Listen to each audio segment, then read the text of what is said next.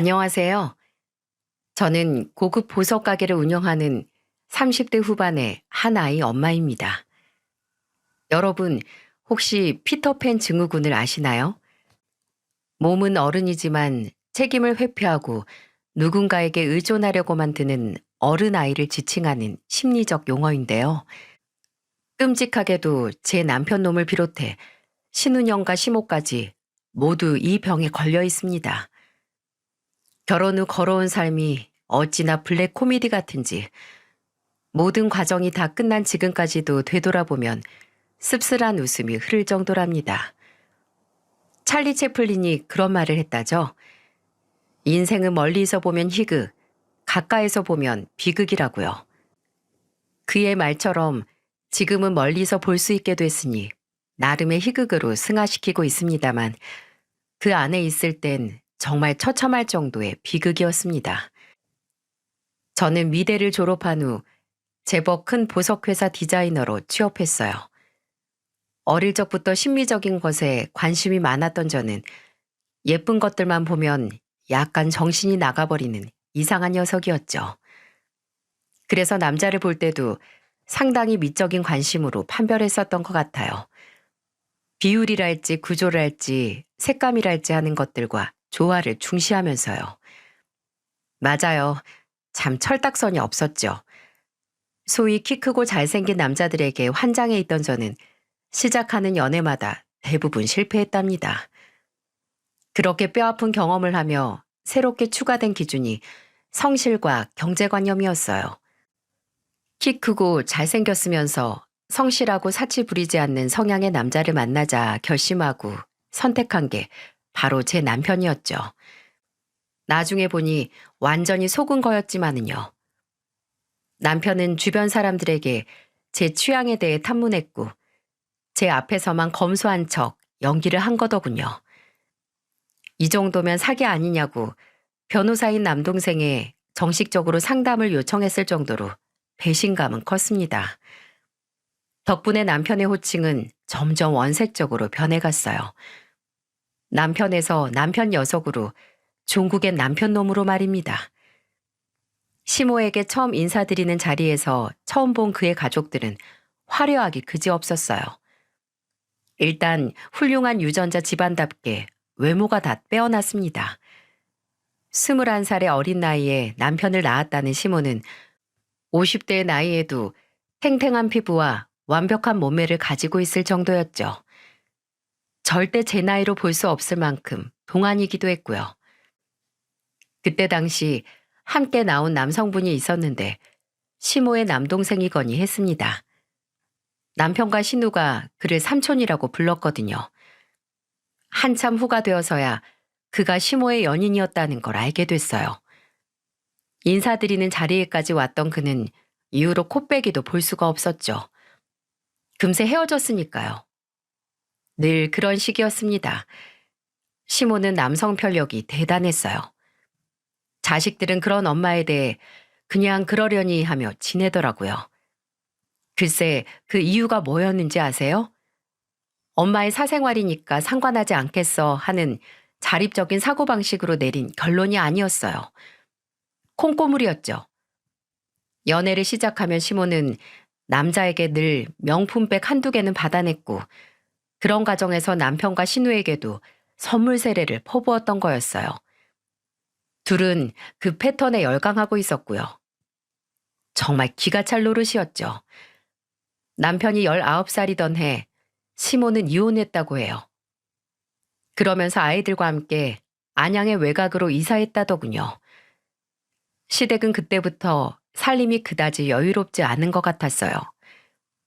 그 외곽 지역에서조차 실평수 20평도 안 되는 작은 아파트에서 세 사람이 같이 생활하고 있었거든요. 그래서 결혼할 때 형편이 넉넉치 않은 시댁을 대신해 제 친정아버지께서 제 명의로 서울의 아파트를 하나 사주셨어요. 당시에 남편은 아버지께 넙죽 엎드리며 연신 감사하다는 말을 했죠. 앞으로 정말 잘하겠다는 말을 입이 닳도록 하면서요.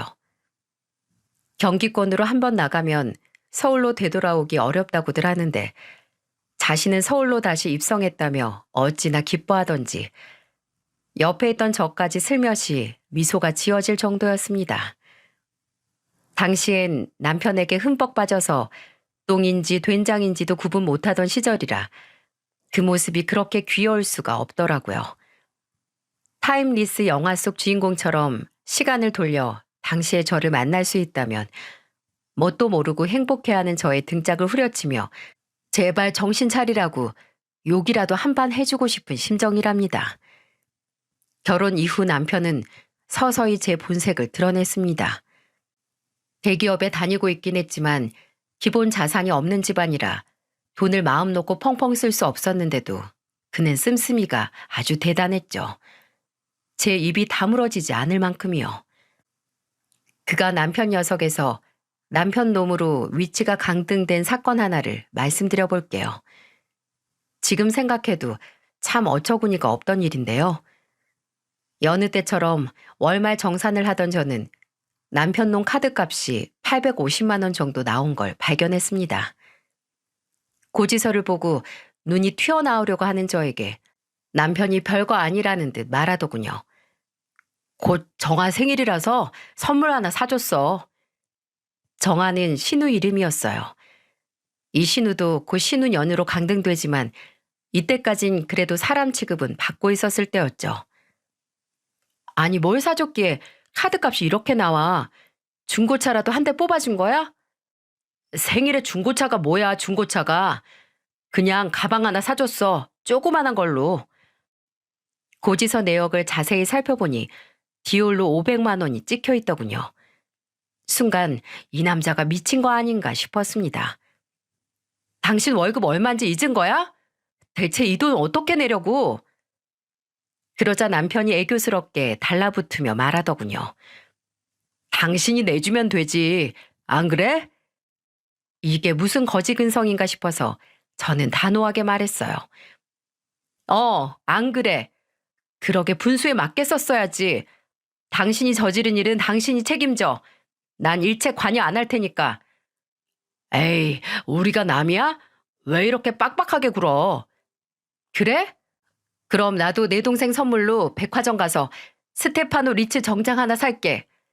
이번에 로펌에서 팀장으로 승진했다고 해서 안 그래도 선물 하나 사려고 했거든. 당신이 대신 내 카드값 내줄 거지? 남도 아니고 가족이니까 서로 바꿔서 내주면 되겠다. 스테파노 리치는 명품 정장 브랜드라서 한 벌에 1,000만 원에서 2천만 원까지 하는 고가 브랜드였죠. 그랬더니 삐져서 며칠 동안 말을 안 하더군요. 그러거나 말거나 내버려 두었습니다. 제 아버지의 자산을 믿고 은근히 그렇게 손 벌리는 게 꼴보기 싫었거든요.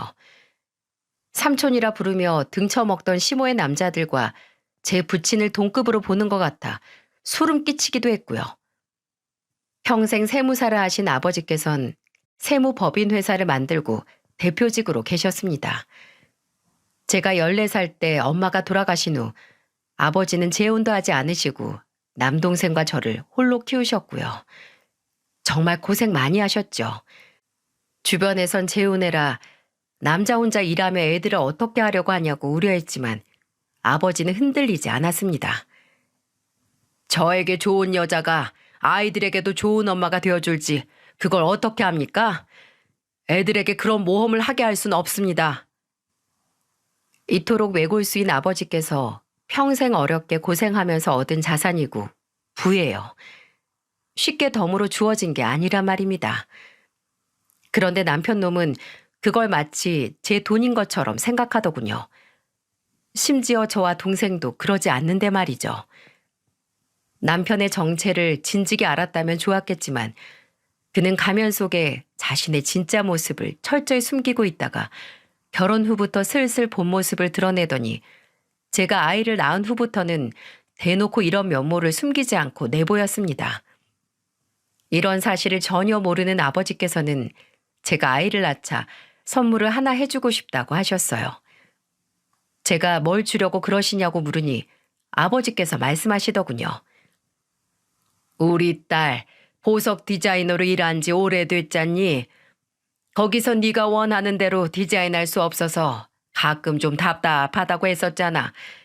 대량 생산되는 보석 말고 맞춤 보석을 만들어 보고 싶다고 하지 않았어? 그렇긴 한데 그런 건 너무 비싸고 또 따로 샵을 차려야 하는데 그것도 쉬운 게 아니라서요. 여러 가지로 좀 어려운 얘기예요. 어려운 문제일수록 단순화시키는 게 중요해. 비싸서 살 사람이 없을 것 같아? 괜찮아. 주요 고객층을 대한민국 3% 내외 자산가들로 잡으면 돼. 그런 샵을 차리는 것도 쉽지 않을 것 같다고? 무슨 문제야? 너한텐 이렇게 아빠가 있는데. 아버지는 늘 이런 식이었어요. 자신만만했고 영리하셨죠. 이제 아기도 태어났으니까 아빠 생각엔 네가 좀 더 유동적으로 시간을 쓸 수 있을 그런 사업을 하는 게 좋을 것 같거든. 월급쟁이 생활 이제 그만하면 됐어. 그렇게 저는 세상에 하나밖에 없는 보석을 만들어내기 시작했습니다. 마음껏 원하는 대로 디자인하면서요. 정말 즐거웠어요. 그렇게 만든 것들을 인스타와 다른 SNS를 통해 널리 알리기 시작했고요. 이때도 아버지의 도움이 컸습니다. 사업 특성상 여러 분야의 전문가들과 교류가 많은 아버지는 많은 고객을 무리 없이 제게 연결해 주셨죠.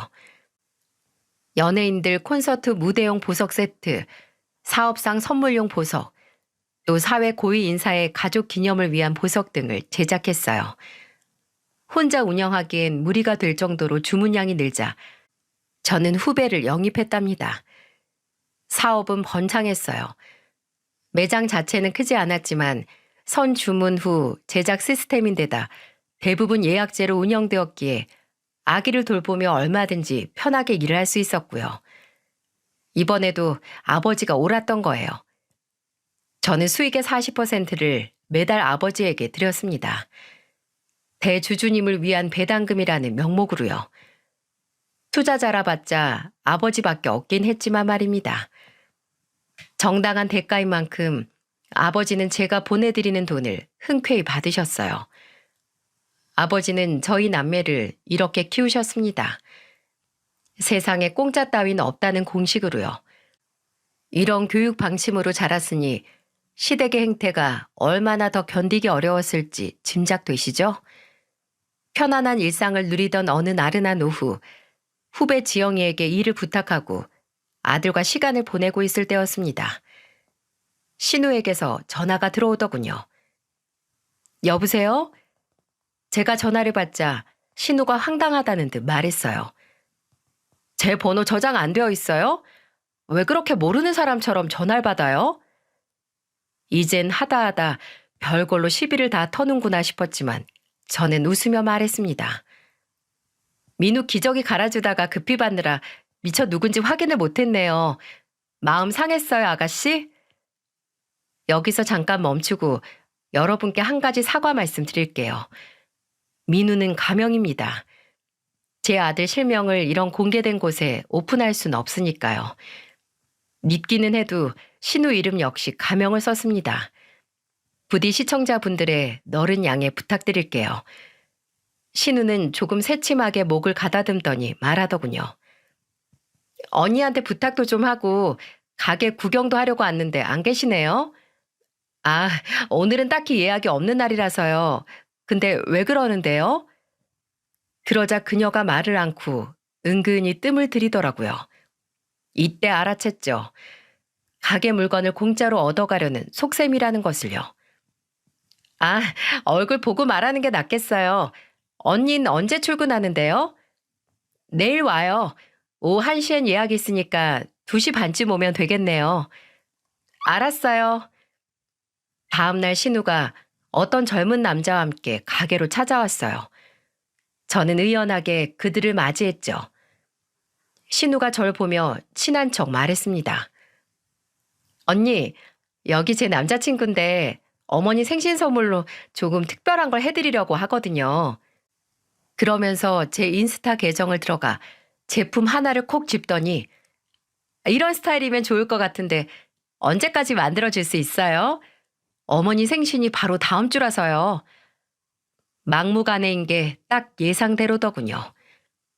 그런데 신우가 말한 보석은 중년 여성보단 젊은 여성들이 선호할 만한 세련된 디자인이었어요. 남자친구라는 사람이 바람을 피우며 여기서 딴 여자 보석을 얻어가려는 건가 하는 의심부터 들었죠. 저는 환하게 웃으며 신우의 남자친구에게 말했습니다. 어머, 이거 상당한 고가 제품인데 젊은 분이 능력까지 출중하신 모양이네요. 뭐 우리 아가씨라면 이런 분과 잘 어울릴 거라 예상하긴 했지만 저는 일부러 말끝을 늘리며 말을 이었습니다. 전문가 입장에서 추천하자면 어머니 연령대는 이런 디자인보단 이런 거 아니면 요런 게 더 반응이 좋거든요. 제가 보여준 다른 스타일의 보석들을 보며 그가 살짝 인상을 쓰더군요. 왜요? 마음에 안 드세요? 네, 저는 아까 정아가 보여드린 그 보석이 제일 마음에 들어서요. 손님이 원하는 대로 그럼 해드려야죠. 어머님 호수는 어떻게 될까요? 그가 선택한 건 반지였기 때문에 사이즈를 알아야만 했어요. 9호입니다. 이걸로 의심이 확신으로 바뀌었습니다. 이건 어머니 선물이 아니라고요. 중년 여성은 체형이 아무리 작은 사람이라도 세월이 지나며 손마디가 굵어지는 게 자연스러운 현상이라 그런 사이즈는 보통 아가씨들의 것이거든요. 제 느낌엔 이놈은 다른 여자를 주려고 이 반지를 사는 것이 분명했죠. 저희는 선수금으로 제품가의 70%를 받고 있습니다. 완성된 후 찾아가실 때 30%의 금액은 따로 주시면 되고요. 결제는 어떻게 도와드릴까요? 그러자 남자가 신우를 쿡쿡 찌르더군요. 신우가 짜증스러운 목소리로 제게 말했어요. 언니, 지금 그 돈을 다 받겠다는 거예요? 가져간 데까지 장사해요, 언니는? 어머, 아가씨, 이분이 아가씨 주려고 반지를 구매하는 게 아니잖아요. 게다가 이분은 아직 제 가족도 아닌걸요? 그리고 원석 사오는 데만 돈이 얼마나 드는 줄 아세요? 최고급 자재를 써서 최고의 세공으로 원하는 디자인의 제품 만들어드리고 있다고요. 여기서 구매하는 분들은 이게 얼마나 합리적인 가격인지 다 아시던데 왜 모르실까, 아가씨는?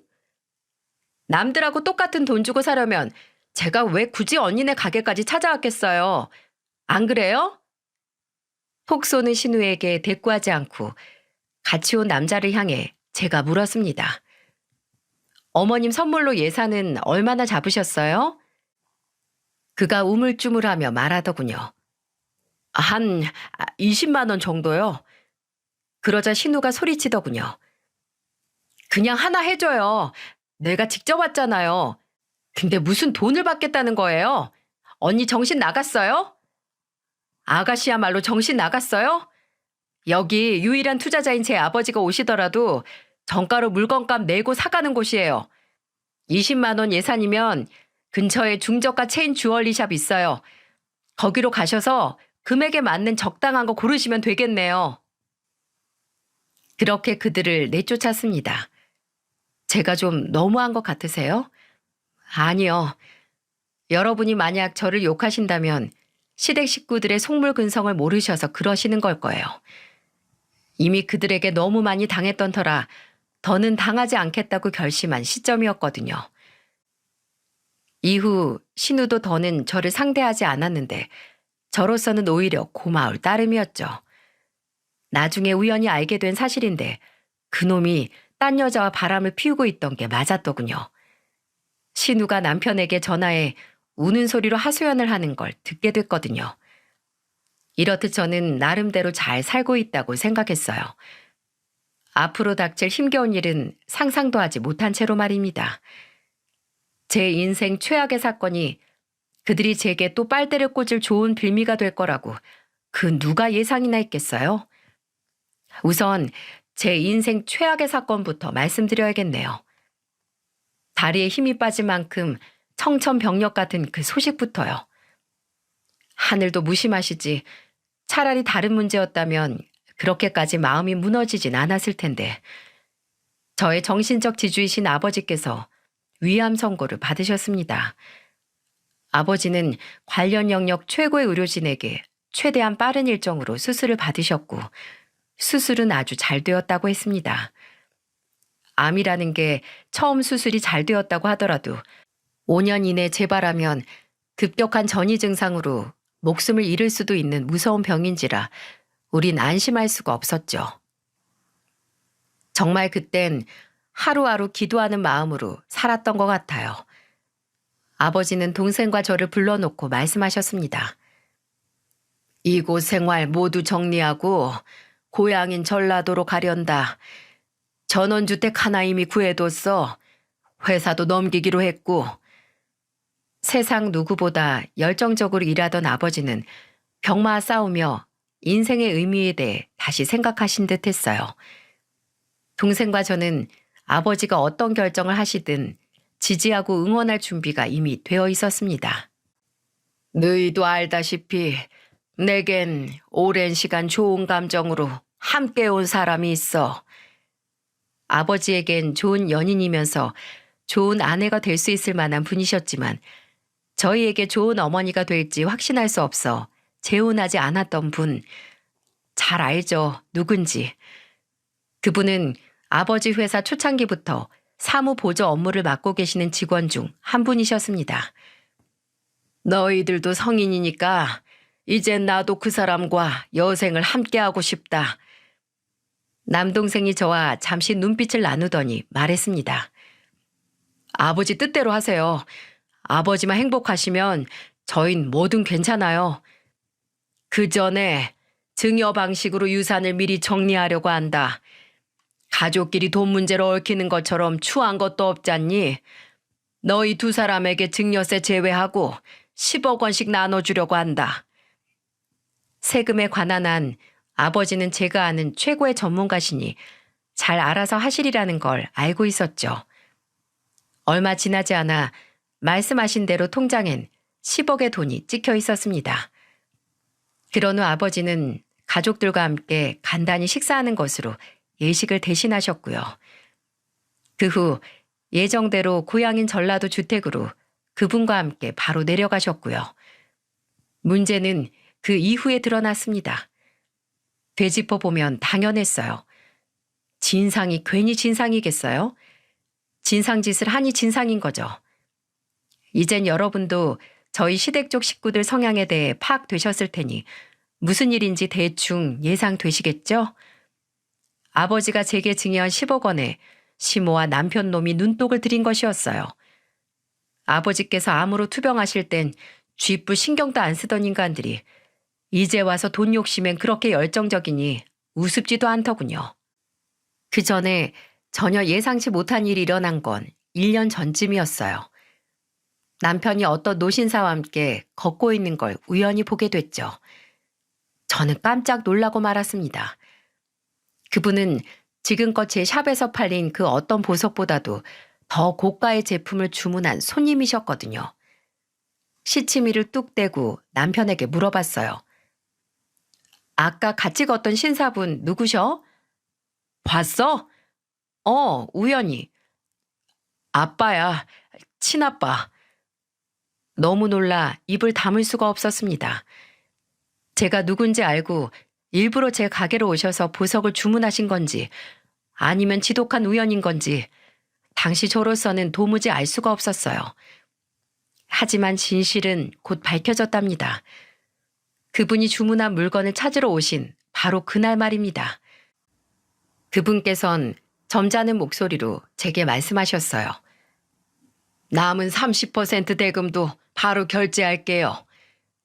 남편의 아버님은 시모와 달리 지적인 느낌의 고상한 분이셨답니다. 그런 그분께 저는 조심스럽게 말씀드렸어요. 따로 결제 안 하셔도 됩니다, 아버님. 제가 누군지 어떻게 하셨죠? 아주 우연히 알게 됐어요. 그보다 가족분이 제품을 구매할 경우 원석과 기본 세공비만 받고 있어서요. 추가 결제는 안 하셔도 되니까 부담 갖지 않으셔도 돼요. 그분은 제가 며느리라는 사실을 알고 찾아오신 거였죠. 신우년이 막무가내로 찾아와 똥값에 제 보석을 가로채려고 했을 때와 달리 아버님께는 제가 알아서 가격을 낮춰드렸습니다. 그러자 그분이 제 호의를 정중히 거절하시더군요. 말씀은 감사합니다만 이건 제 며느리에게 선물할 거라서요.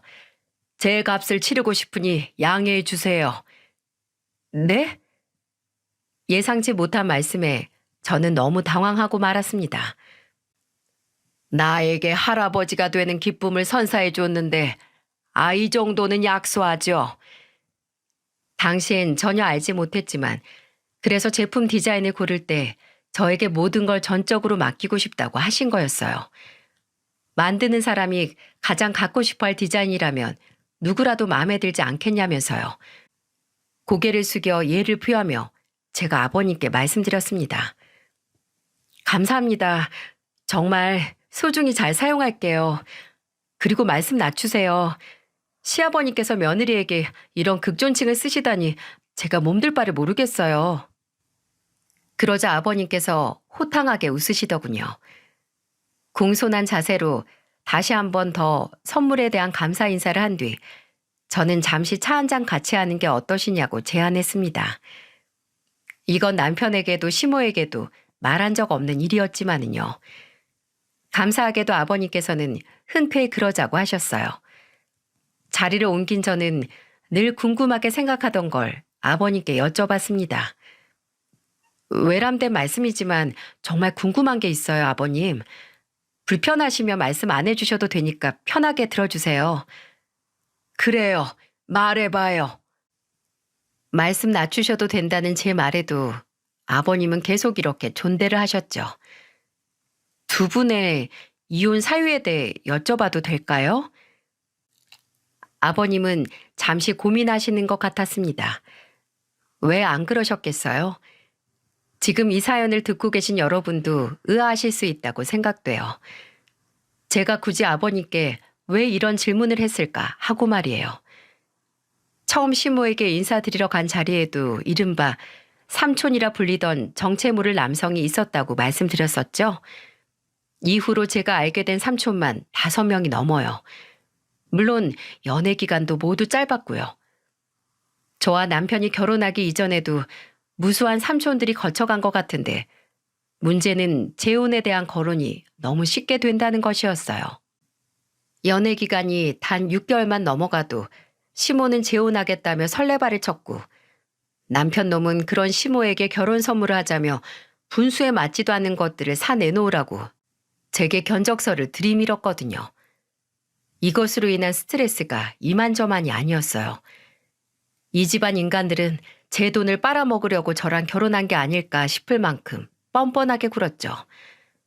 마치 제 한계를 시험이라도 하는 것처럼요. 덕분에 시모에게 새로운 삼촌이 생겼다는 소리만 들어도 아주 노이로제 걸릴 지경이었어요. 만약 두 분의 이혼 사유가 시모의 이런 남성 편력 때문이라면 아버님께 조언을 구하고 싶었거든요. 친정 아버지께는 차마 이런 것까지 말씀드릴 수 없었어요. 암 수술을 하시고 요양하고 계신 분께 저의 이런 문제까지 안겨드리고 싶진 않았으니까요. 아버님은 한참 만에 조심스러운 목소리로 말씀하시더군요. 그 집 며느리로 살기 많이 힘들죠? 어렵지 않게 예상되네요. 얼마나 힘들지. 목이 탔는지 차를 한 모금 드신 후 아버님께서 말씀을 이어가셨어요. 가장 큰 이유는 2가지였어요. 바람과 사치요. 역시 그랬군요. 시모는 유책 배우자인 만큼 아버님께 정신적 피해 보상을 위한 위자료를 드려야 했기 때문에 재산 분할을 통해 받은 금액의 상당한 부분을 토해놔야 했다더군요. 이혼 후에도 아버님은 통상적인 액수보다 많은 돈을 매달 양육비로 지급하셨다고 했어요. 그게 아이들에게 들어갈 거란 희망은 거의 없었지만 달리 방법이 없었다고 하시더군요. 양육권 소송은 따로 안 하셨던 거예요? 했지만 졌어요. 저는 잘 이해가 되지 않았죠. 유책 배우자를 상대로 친권 소송에서 질 수 있다는 게 말입니다. 의아해하는 저를 위해 아버님이 설명해 주시더군요. 법이란 게 그래요. 어릴 땐 어머니 쪽이 유리하고 커서는 본인 의견이 중요하죠. 아이들은 혼자 잘 살아갈 수 있는 아빠보단 유약한 엄마의 버팀목이 되는 걸 선택한 거예요. 저는 아버님께 조심스럽게 제 고민을 꺼내놓았어요. 처음 만나서 이러는 게 실례라는 생각이 들었지만 지푸라기라도 잡고 싶은 심정이었거든요. 실은 아버님 예상대로 저 많이 힘들어요. 이번에는 제가 긴장으로 목이 타 말을 멈추고 차를 한 모금 들이켰어요. 어머니께서 연애 상대가 바뀔 때마다 계속 재혼에 관한 언급을 하시고 그럴 때마다 남편은 무리할 정도로 큰 액수의 선물을 제게 요구해요. 정말 어떻게 해야 할지 모르겠어요. 막상 입 밖으로 꺼내고 보니 서러움이 밀려와 저도 모르게 목이 메었습니다. 그런 저를 안쓰럽게 바라보시던 아버님께서 말씀하시길 며느님의 고충 충분히 이해합니다. 그런데 끌려가선 안 돼요. 단호해져야 합니다. 이런 얘기 듣기에 따라선 불편할 수 있겠지만 단지 그 사람을 먼저 겪어본 선배 입장으로 얘기하자면 그래요. 요구하는 액수는 어떤 이유를 달든 계속 커질 거예요. 감당할 수 없을 만큼 혹은 더는 내어줄 수 있는 게 없어질 때까지 말입니다. 아버님은 상의 안쪽 주머니에서 명함을 한 장 꺼내더니 제게 주시더군요. 언제든 힘든 일 있거나 도움이 필요하면 연락하라고요. 저는 감사하다며 그 명함을 받아들었습니다. 시모는 이런 분까지 나가 떨어지게 할 만큼 굉장했던 건가 봐요. 이 대화를 계기로 저의 전투력은 급상승되었답니다. 더는 절대 당하지 않으리라 돌아가신 엄마를 걸고 맹세할 만큼이요. 이젠 끔찍했던 그 일을 자세히 말씀드릴 때가 됐네요. 시모와 남편놈이 한 편을 먹고 저를 털어먹으려고 한 역대 최고 금액의 사건을 말입니다. 시아버님의 말씀이 맞았어요. 그들은 제가 더 내어줄 게 없을 때까지 절 몰아붙일 작정이었던 거예요. 저만 꾸역꾸역 버틴다고 될 일이 아니었던 거죠. 시모가 이번엔 남자와 1년 3개월을 만났다고 해요. 이례적으로 오래간 연애라는 건 인정하겠습니다. 또 재혼하시겠다네요. 그래요. 안 말려요. 근데 왜 제 아버지가 제게 남긴 돈을 넘보는 거죠? 미쳐도 곱게 미쳐야지. 이건 아니잖아요. 남편이 집에 들어오자마자 빅 뉴스를 발표하기라도 하는 듯 흥분이 가득한 목소리로 말했습니다. 여보, 나 엄마 재혼 선물로 드릴 아파트 하나 계약하고 왔어. 서울에 있는 건데 금매로 나와서 9억밖에 안 하더라고. 계약금 넣고 왔으니까 아파트 잔금 말일까지 입금해. 들어보니 이건 빅뉴스가 아니고 빅엿이더군요. 어따 대고 입금하라 마라 명령질일까요? 그 돈이 네 돈이세요? 라고 말하고 싶었지만 잠시 마음을 가다듬고 차분하게 말했습니다. 9억이 네 집 애 이름이야? 계약금이 9천이었을 텐데 그걸 넣었다고? 당신 돈 많다. 돈이 많아서 넣겠니? 딴 사람한테 뺏길까봐 급하게 넣었지. 그래, 그런 마음으로 잔금도 당신이 급하게 넣어주면 되겠다. 남편의 표정이 확 구겨지더군요. 지가 어디서 인상을 씁니까? 저도 이렇게 멀쩡한 표정인데 말입니다. 왜 또 이렇게 잔뜩 꼬여서 그래? 당신 돈 있잖아, 아버님이 주신 거. 그걸로 우리 노후에 투자한다고 생각해. 우리 노후 투자를 왜 어머님 신혼집으로 하는데? 게다가 어머님 형편에 서울에 있는 9억짜리 아파트가 말이 돼? 어머니가 나랑 동생 키우느라 얼마나 고생하셨는데 이제 다시 서울로 들어오실 때도 됐지. 그러니까 그걸 왜 우리 아빠가 평생에 걸쳐 고생해서 모은 돈으로 하자는 거냐고.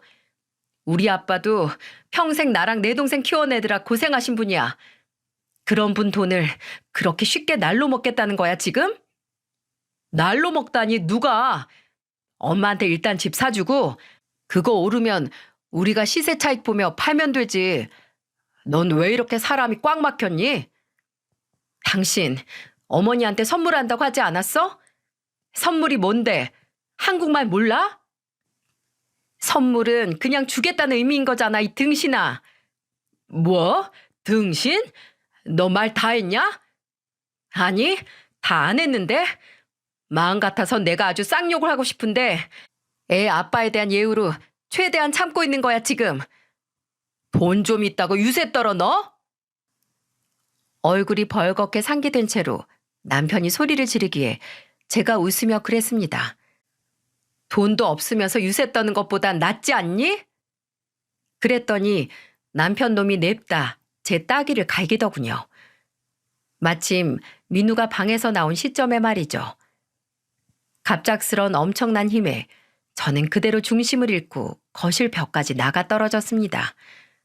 쿵 하는 소리가 나고 민우가 울기 시작하더군요. 순간 몸을 움직일 수가 없었어요. 얼굴 한쪽이 불에 데인 것처럼 뜨겁고 다리가 후들거렸습니다. 조금 후 자리에서 겨우 일어선 제가 민우에게 다가가 아이를 꼭 껴안고 달랬습니다. 괜찮아, 민우야. 엄마는 괜찮아. 괜찮게 뭐가 괜찮아. 얼굴이 이렇게나 부었는데. 아이가 고사리 같은 손으로 제 뺨을 살짝 감싸는데 저도 모르게 소리칠 뻔했지 뭐예요. 얼얼한 통증이 너무 극렬하게 파고들었거든요. 저는 여전히 울고 있는 아이를 안은 채로 주머니에서 전화기를 꺼냈습니다. 그리고 112를 눌러 경찰에 신고했죠. 경찰관님, 제가 방금 남편에게 폭행을 당했는데 아이가 너무 무서워하네요. 당장 좀 와주세요. 어느새 곁으로 다가온 남편 놈이 제 핸드폰을 확 가로채며 소리치더군요. 미쳤어? 이젠 하다하다 남편을 경찰에 신고해? 미친 건 너지? 핸드폰 위치 추적과 근처 주민들의 제보 덕분으로 경찰은 곧 집으로 들이닥쳤어요. 그리고 제 얼굴을 보고 따로 묻지도 않고 현행범이라며 남편 놈을 연행해 갔죠. 시끌벅적한 소동이 끝난 후 저는 아이에게 옷을 입혀주며 말했습니다. 엄마가 좀 많이 아파. 그러니까 같이 병원에 가자, 민우야. 아이는 여전히 울먹이는 상태로 묻더군요. 엄마, 병원 가서 치료받으면 낫는 거지? 괜찮아질 거야. 우리 민우 많이 놀랐지. 엄마가 대신 사과할게. 이런 모습 보게 해서 미안해. 우리 민우 꼭 기억해. 어떤 이유든 사람은 사람을 절대 때리지 않는 거야. 그럼 아빤 사람이 아닌 거네? 엄마를 때렸으니까. 아이의 말에 저는 흠칫 놀랄 수밖에 없었습니다. 애들도 알 건 다 안다는 말이 꼭 맞더군요. 간단히 짐을 꾸려 가방을 챙긴 후 현관 비밀번호를 바꿨어요. 그리고 민우와 함께 병원에 갔습니다. 민우를 바로 앞 접수 대기 의자에 잠시 앉아있게 한 후 간호사에게 작은 목소리로 말했습니다. 간호사 선생님, 남편이 절 폭행해서 진단서를 떼러왔거든요. 아이에게 그 모습까지 보이고 싶진 않은데 실례가 안 된다면 잠시 애를 좀 봐주실 수 있을까요? 그녀는 치근한 눈빛으로 저를 바라보더니 흔쾌히 제 부탁을 들어주더군요. 의사 선생님은 제 얼굴을 보시더니 처치 후 전치 2주의 진단서를 끊어주셨습니다. 한 번도 폭행을 안 하는 사람은 있어도 한 번만 폭행하는 사람은 없으니 제발 이대로 넘어가지 말라는 부탁과 함께요. 그런 문제라면 걱정하지 않으셔도 된다는 말을 남기고 저는 민우와 함께 아버지가 계시는 전라도의 전원주택으로 출발했습니다. 새벽에 도착한 저희를 보시고 아버지는 물론 새어머니까지 많이 놀라시더군요. 왜 안 그렇겠어요? 시간이 지나 부기가 빠진 덕에 아버지는 눈치채지 못하셨지만 새어머니는 이미 제 얼굴을 보고 이유를 알아채신 것 같았어요. 역시 눈썰미가 대단한 분이라 숨길 수가 없었습니다. 아버지도 석연치 않은 표정이셨지만 일단 자고 내일 얘기하자며 우리에게 손님방을 내어주셨죠. 다음 날 민우는 늦게까지 잤어요. 아무래도 어린애가 겪기엔 큰일이었으니 많이 고단했을 겁니다. 툭 자도록 아이를 그대로 두고 아버지와 저는 서재에서 이야기를 나눴습니다. 새어머니도 차를 끓여 곧바로 들어오셨고요. 그간의 사정을 모두 들으신 아버지께서는 의자에서 벌떡 일어나더니 말씀하시더군요. 가자. 새어머니께서 아버지를 따라 나서는 제 손을 잡더니 말씀하셨어요. 민우는 내가 보살피고 있을게요. 부디 아버지랑 같이 잘 처리하고 와요. 저도 그분의 손을 맞잡으며 말했어요. 누가 딸에게 그렇게 극존칭을 써요. 말 편하게 하세요, 엄마. 그리고 동생도 저도 아주 많이 감사해하고 있어요. 아버지 곁에서 묵묵히 일하며 간혹 저희까지 챙겨주시는 분이셨어요. 저로서는 충분히 엄마라고 불러드릴 만했어요. 그런데도 그분은 순간적으로 울컥하시더니 눈물을 삼키시더군요. 돌아가신 엄마도 이런 제 마음 충분히 이해하실 테니 죄책감은 없었습니다. 여린 성정의 새로운 엄마를 한번 안아들인 후 저는 아버지와 함께 SRT를 타고 곧장 수서로 향했어요. 그리고 수서에서 그리 멀지 않은 저희 신혼집으로 카카오 택시를 불러 바로 갔죠. 도착해보니 누군가 번호키에 손을 댄 흔적이 있더군요. 분명 집을 나서기 전 비밀번호를 바꿔뒀는데 번호는 이전의 것으로 변경되어 있었어요. 누구 짓이겠어요? 진상인 남편놈 짓이겠죠. 아버지도 상황을 눈치채시고 집으로 급히 들어가셨어요. 그러다 소파가 있는 자리에 우뚝 멈추시더군요. 뒤따라 가보니 거기에 남편놈이 대자로 늘어져 자고 있었습니다. 아주 추한 꼴로요. 그 모습을 본 아버지께서 소파 쿠션을 들어 놈의 얼굴에 냅다 던지셨는데 정확히 코를 명중시키셨어요. 예전에 조기 야구팀 에이스 타자셨다더니 거짓말이 아니었나 봐요. 잠에서 깬 진상놈이 아버지를 알아보고 바닥에 곧바로 무릎을 꿇더군요. 그러자 아버지께서 다른 쿠션을 들어 올리시더니 다시 한번 놈의 머리를 향해 내던지셨어요. 몸을 살짝 앞으로 기울이고 있던 놈이 그대로 고꾸라졌죠. 아버지께서 그 놈을 향해 성난 목소리로 말씀하셨습니다. 감히 네 놈이 내 딸을 때려? 나도 손찌검 한번 안 하고 키운 내 딸을. 놈은 얼른 자세를 바로 하더니 파리 새끼처럼 두 손을 비비며 용서를 구했죠. 하지만 아버지가 그걸 받아주실 리 만무했어요. 네 놈이 지금 무슨 낯짝으로 내 딸 집에 기어들어 처자고 있는 겐가? 그러자 놈이 덜덜 떨리는 목소리로 말하더군요. 용서를 빌고 그런 개소리는 집어치우고. 아버지 이런 모습은 난생 처음이었어요.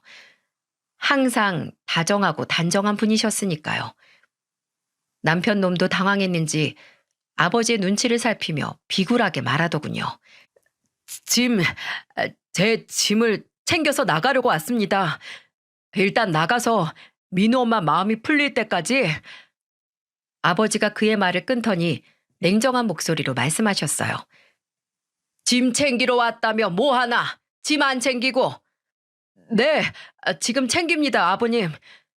곧 남남될 처지에 그런 호칭은 생략하고 어서 할 일이나 하고 내 딸 집에서 꺼지게. 꼴도 보기 싫으니까. 그는 볼멘 소리로 뭔가를 더 말하려다가 아버지의 표정을 보더니 아 뜨거워라 하듯 얼른 안방으로 들어갔습니다. 그가 방으로 들어가자마자 아버지께서 전화기를 들어 평소 습관대로 스피커폰 설정으로 누군가에게 전화하시더군요. 안녕하세요, 사장님. 부탁드릴 게 있어서 전화드렸는데 잠시 통화 되십니까? 네, 말씀하세요, 대표님. 지금 문자로 주소 찍어드릴 테니 짐 좀 바로 옮겨주실 수 있을까요?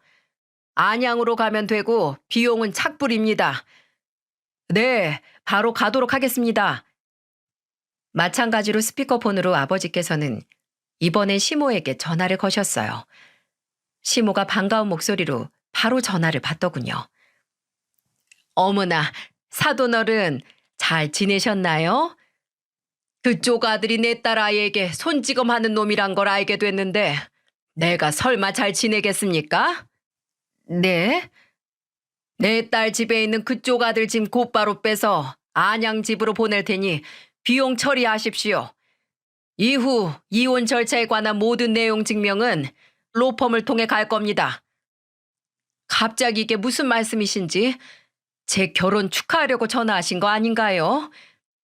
그쪽이 뭘 하든 내 알 바 아니고 내 딸애와는 더는 관련 없으니 그리 하십시오. 이만 끊습니다. 아버지는 제게 시댁 쪽 모든 사람의 번호를 차단하라고 말씀하셨고 저는 그대로 따랐습니다. 그리고 로펌의 이혼 전문팀의 도움을 받아 5개월에 걸친 기나긴 법정 다툼을 끝으로 남편놈과 인연을 끝냈죠. 민우는 당연히 제가 키우게 됐고요. 처음에 제가 겪은 일이 블랙 코미디 같다고 말씀드린 거 기억나시나요? 재밌는 게 뭔지 아세요? 상황이 불리해지자 남편놈이 같은 편이던 시모를 배신했다는 거예요. 시모의 재혼 선물이라며 계약한 아파트엔 현재 그놈이 들어가 산다고 하더군요. 너무 웃기지 않나요? 언제는 우리 엄마 했던 놈이 막상 이혼하니까 지 실속 차리려고 지 엄마 버리고 자기만 잘 살겠다는 심보 말이에요. 시모는 시모대로 빨리 그 집 내놔라, 죽이네 사네 이러고 있고 아주 웃긴 개그맨들이었습니다. 이런 사람들 때문에 우리나라 개그 프로그램이 폐지됐나 싶기도 하다니까요. 세상에는 이렇게 웃긴 족속들이 많이 있으니까 말이죠. 재산 분할 청구 소송에서 재산 증액에 이바지한 사실이 없다는 이유로 놈이 요구한 금액의 단 10분의 2만을 겨우 받아낼 수 있었는데 아마 그 돈도 아파트 잔금 치르는데 넣었을 겁니다. 하지만 그 금액도 한참이나 부족해서 개인 신용대출에 이 금융권에 손을 안 벌리는 곳이 없어 손가락만 빨고 있다고 했습니다. 얼마나 제 속이 시원하던지. 그러니까 사람은 마음을 곱게 써야 된다는 어른들의 말씀이 틀린 말이 아닌 것 같았어요. 어떻게 알았냐고요? 놈이 질질 짜면서 전화했거든요. 번호까지 바꿔서 말이죠. 더 재밌는 건 그렇게까지 영혼 밑바닥까지 탈탈 털어서 산 그 아파트 가격이 현재 35%나 떨어졌다는 사실이었어요. 여러분도 아시겠지만 작년부터 집값이 우후죽순 떨어지고 있었잖아요. 역시 안 될 놈은 안 되나 봅니다. 아파트 가격이 너무 떨어져서 팔지도 그렇다고 놔두자니 이자는 눈덩이처럼 불어나고 죽지 못해 산다고 질질 짜며 하소연을 하더군요. 그래서 배꼽 잡고 제가 한마디 했죠. 그딴 얘기를 나한테 왜 하는 건데? 집값 떨어진 거? 그게 네 인생이라고 생각해라. 나락으로 떨어지는 길. 그러게 마음을 곱게 쓰지 그랬니? 축하한다. 그리고 한 번만 더 전화하면 나 말고 변호사가 전화 받을 거야. 그러니까 전화하면 죽는다. 알았어? 이렇게 말이죠. 그렇게 그 인간과 완전히 쫑이 났습니다. 그렇게 이혼한 지 1년이 지났네요. 저는 민우와 함께 일과 여가를 균형 있게 즐기며 행복하게 살고 있답니다. 아빠도 건강을 많이 회복하셨고 새엄마가 옆에서 잘 보살펴 주신 것 같아 얼마 전에는 홍삼을 사들고 감사하다고 몇 번을 말씀드렸네요. 이제는 좀 더 가까워지자면서 말이죠. 그리고 아버님, 한때는 시아버지셨던 그분도 가끔 민우를 보러 오고 계십니다. 시댁에서 유일하게 인성 좋으시고 본받을 점이 많은 분이기에 민우가 보고 싶으시면 언제든지 오시라고 말씀드렸네요. 굳이 그분에게 우리 민우와의 사이를 갈라놓고 싶진 않았거든요. 그래서 이번 5월 5일에는 민우 선물도 사주시고 같이 밥도 먹고 했답니다. 참 감사한 일이에요. 요즘은 그 지긋지긋한 시댁에서 벗어나니 숨을 쉴 수 있을 것 같아요. 앞으로 더 열심히 바르게 잘 살도록 노력하겠습니다. 어떤가요, 여러분? 제 얘기를 듣고 보니 피터팬 증후군이 얼마나 무서운 건지 잘 아시겠죠? 여러분 주변에도 자신의 정체를 꼭꼭 숨긴 채 당신에게 모든 걸 전적으로 의지하기 위해 접근하는 애 어른이 있을지 모릅니다. 그러니 눈을 크게 뜨고 다시 한번 잘 살펴보세요. 저처럼 번지르르한 겉모습에 속지 마시고요. 오늘도 내일도 여러분의 건강과 안녕을 빌게요. 긴 사연 들어주셔서 정말 감사합니다. 모두들 건승하세요.